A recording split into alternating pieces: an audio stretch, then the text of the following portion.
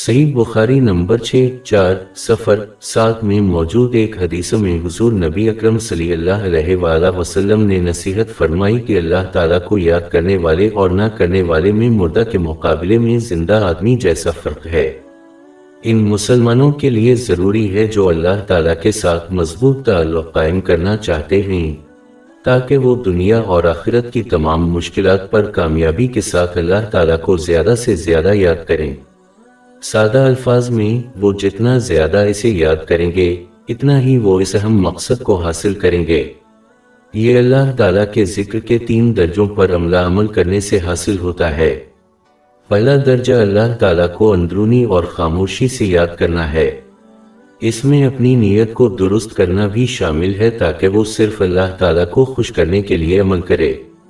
दूसरा अल्लाह ताला को ज़बान से याद करना, लेकिन अल्लाह ताला के साथ अपने ताल्लुक़ को मजबूत करने का सबसे आला और मौसर तरीका अमला इसे आज़ा के साथ याद करना है। ये इसके अहकाम की तमील करने, इसकी मुमानतों से इज्तिनाब करने और रसूल अल्लाह सल्लल्लाहु अलैहि वसल्लम की रिवायात के मुताबिक सब्र के साथ तक़दीर का मुकाबला करने से हासिल होता है। इसके लिए इस्लामी इल्म हासिल करने और इस पर अमल करने की ज़रूरत है, जो कि दोनों जहानों में तमाम भलाइयों और कामयाबियों की जड़ है। पहले 2 दर्जों पर रहने वालों को इनकी नीयत के एतबार से सवाब मिलेगा, लेकिन इनके ईमान और तक़वी में इस वक्त तक इजाफा होने का इम्कान नहीं है जब तक कि वो ज़िक्र-ए-इलाही के तीसरे और आला दर्जे तक ना पहुँच जाएं।